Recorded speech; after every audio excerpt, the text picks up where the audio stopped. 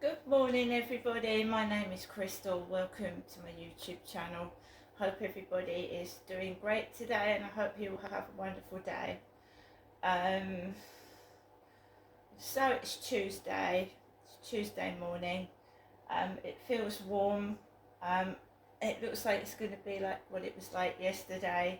A bit cloudy and dull in the morning, but it heats up in the afternoon. I've got no plans for today at all, no. Apart from I'm going to take my dog out for a walk and enjoy the sunshine if it comes out. Yeah, so it's warm again.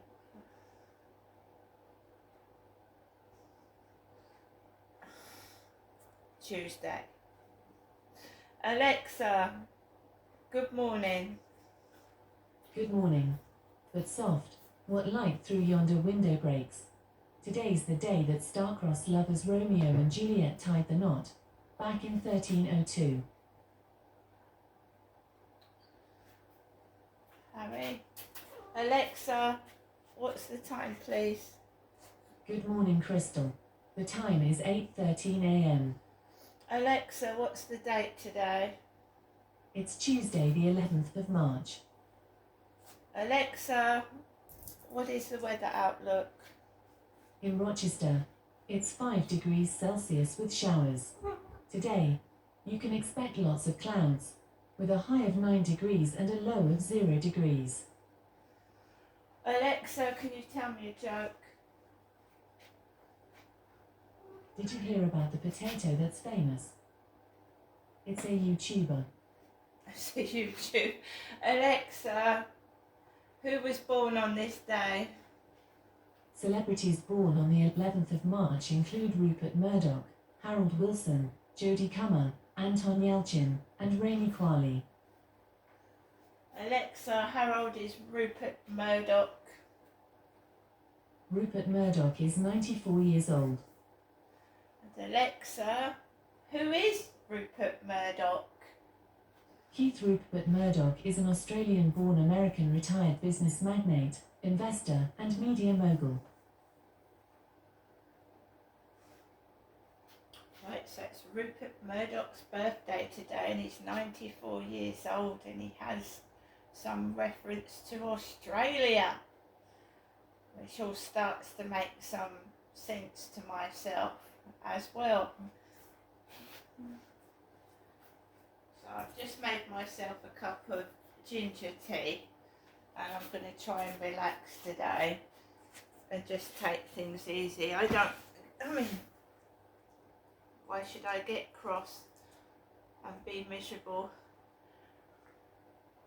My mother has not rung me this morning. Yesterday she rang me at 10 to 8. She keeps on ringing me, telling me to ring her up. She wants to hear from me, and then when I ring my mother up, she really doesn't want to speak to me at all. And I think the only intention of every day is someone trying to upset me and make me miserable and impair the quality of my life to the point where I don't go outside, do anything, go to the shop or go anywhere. And that's what my mother's life is like. That's exactly what her life is like. She sits indoors all day. A next door neighbour gets some of her shopping. Charlotte gets some of her shopping and she just sits in there all day and does nothing and just goes to sleep. Do I really want my life to turn out that way? No, I don't. So every day I have to fight it just to take my dog out for a walk because some of the street theatrics can be quite dangerous. When the lorries, vans and cars drive at me when I'm walking on the path, that is dangerous. And that would frighten anybody. And cars reversing at you because it was a white car that ran over my mother at Durrell Gardens and knocked her flat on her face and she had black eyes. So my mother wasn't run over here in Rochester. She was run over in Durrell Gardens at Chatham by a woman driving a white car. It was a female, it wasn't a man. My dad did not phone the hospital for my mum. My dad controlled my mother, and I don't think he let her go to the hospital or the doctor. So, you know, going into the co-op, putting people in my clothing, great big fat females in similar clothing to me, makes me feel like self-conscious about my body, and they think that's going to stop me going to get food in a shop. And I'm not fat, I'm not a huge elephant at all. I'm going through the menopause, and many women in their 50s go through the menopause and say the hell it is going through it, the hell, the agony, not only the physical changes, the mental changes as well. When you want to feel all right, you want to do things and you can't because it's just stopping you. And then in the end you just have to learn to live with it, because it's just not going to go away, is it? But people taking the piss out of your weight, well, just let them get on with it. They're the huge elephants, the ones taking the piss. So yesterday, right, 10 to 7, still pitch black at 10 to 7. It'll change later on in the year. It'll get darker a lot later, about 10 in the evening. So 10 to 7, usual time. And the street theatrics are worse at night, and it's dark and you can't see people.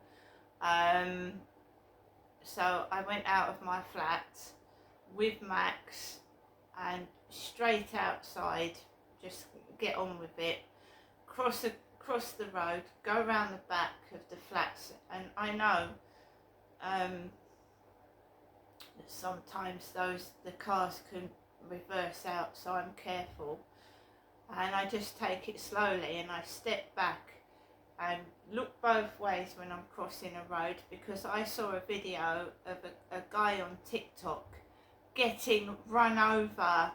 Luckily he wasn't killed or actually injured where he had to go to hospital, but a car literally drove right into his legs and lifted him up into the air, and he fell down. The majority of the traffic was going down the road slowly. He crossed over, and this car came out of nowhere, zoomed down the road, hit him in the legs, flew up in the air, and miraculously didn't break anything.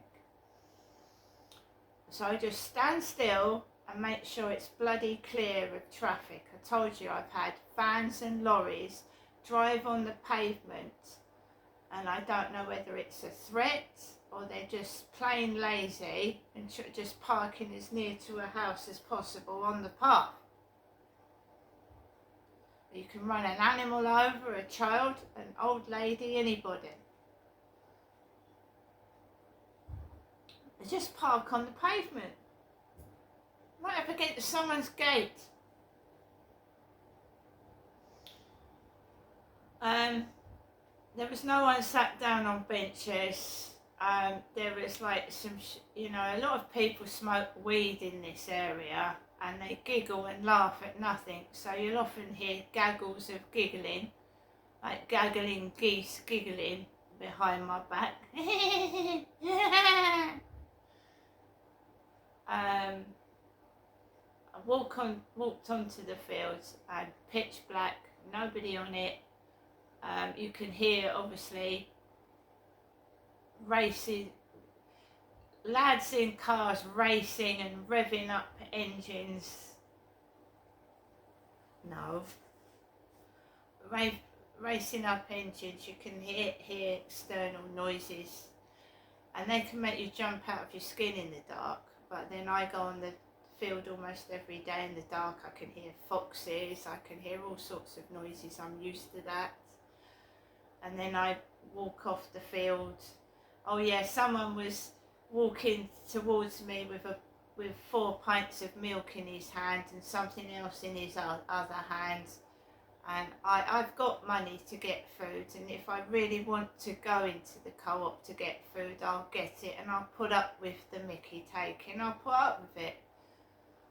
It's annoying, and the noise as well with that cleaner. I went in there twice, and that large black female cleaner was buffing the machine right near I was shopping, and it wasn't early in the morning when the cleaners usually clean.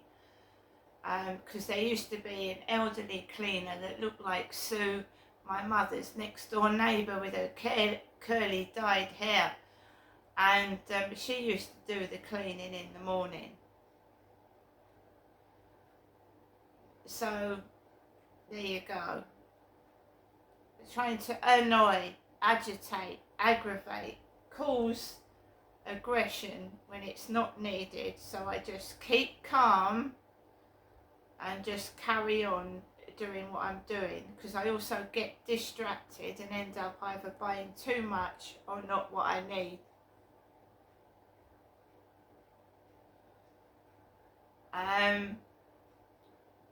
There was a lot of cars like the guy's car upstairs. There was a red Ford, red. There was a lot of cars like his Ford Mondeo upstairs or around, coming out of nowhere, flash ones, really flash cars, because the Ford Mondeo he's got is a 2002 model or 2004.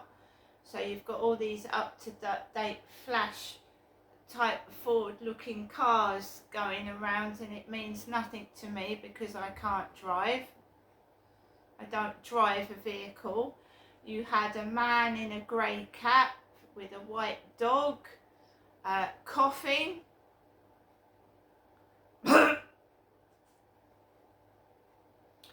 And they can tell it's me going outside even in the dark. I've got long hair. The guy upstairs has got short black hair. Mine is long and curly and brownish. So that whatever they're doing is not relevant to myself. I'm not aggressive. I'm just a middle-aged woman. I'm going through the menopause. I find it difficult enough to go outside with the problems that brings without all this, whatever this is going on outside, especially at night. And the fluorescent car headlights must be bad for drivers coming in the same direction as the cars with these really bright fluorescent headlights. They can almost blind you when you're walking across the road. I've had headlights on during the day. I've gone towards Costa Coffee and there's cars with their headlights full on during the sunshine during the afternoon. And the noises, constant drilling. I go past the Mercedes-Benz building walking Max, and you can hear a drill sound that sounds like the dentist. The varnish paint smell, then they've set bonfires off and that stinks. Over the weekend there was a bike varnish smell, bike polish inside the building and in the lift. The burnt foods, burning their foods. Cause my mum used to do that at Victoria Road. My dad said she kept doing it. Burning food in the microwave oven. Deliberately burning food in the microwave oven. We had an the microwave exploded at Victoria Road.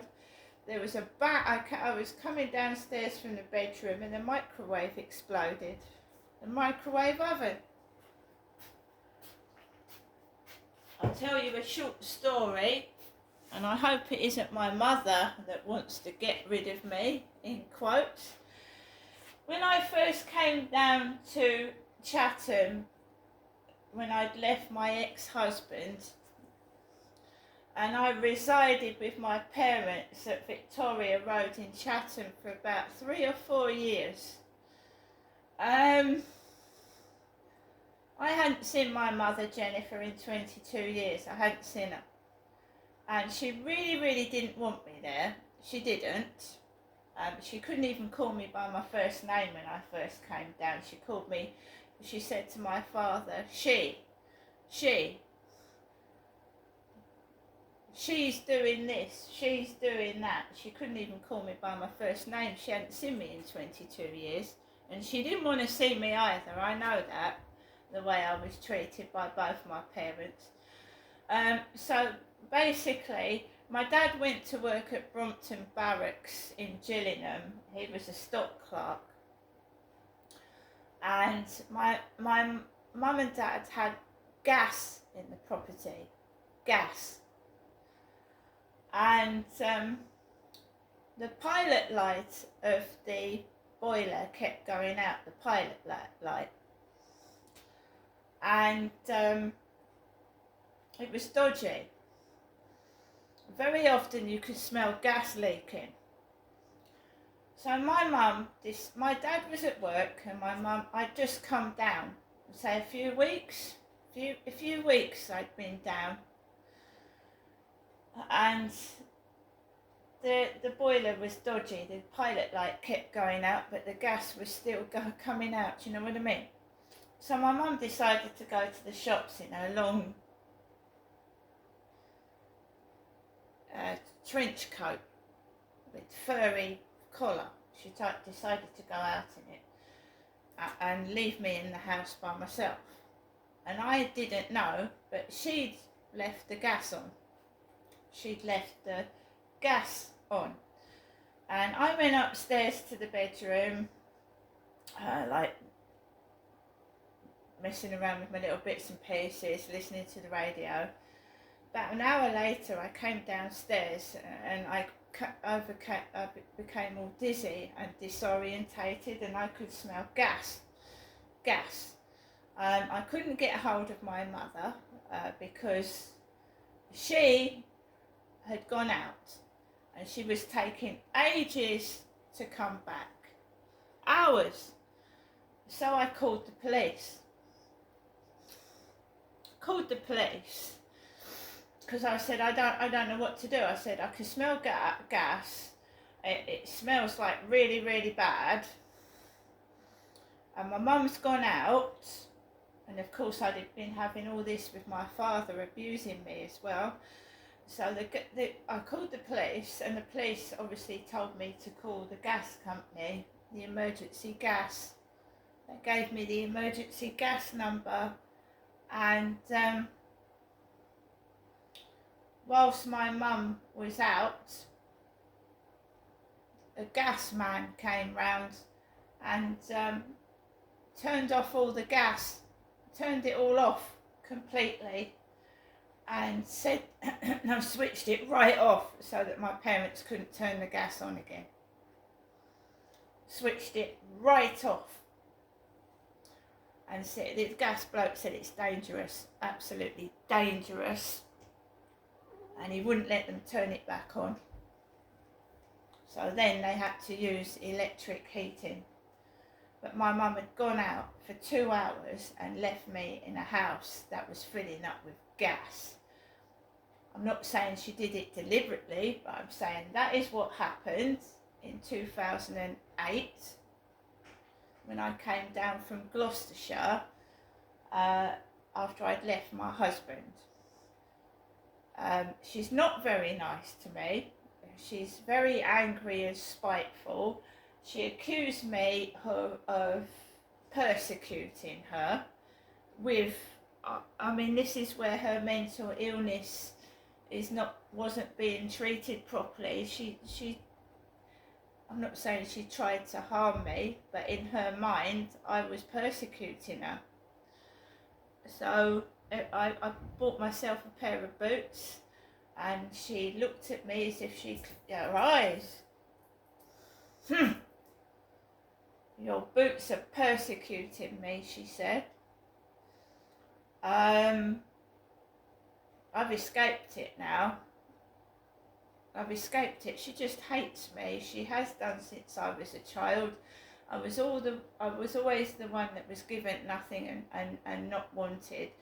And I don't want to go up and get treated like a piece of dog shit. I deserve better than that, and I'm not having it. And I hope everybody understands me. But if that gas had not been turned off, and my dad had been at work about 8 hours a day, and she'd not come back, there could have been a gas explosion in that house.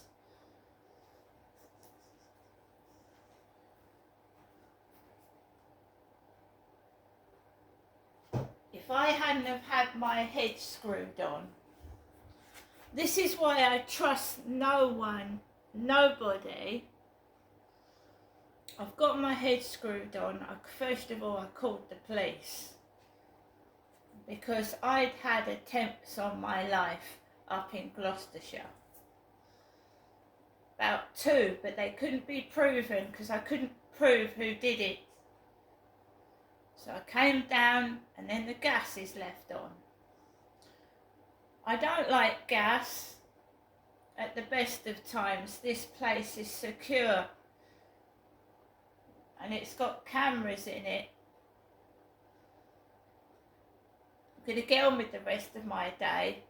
This is why I keep myself to myself, and I don't involve myself with anybody. See you later.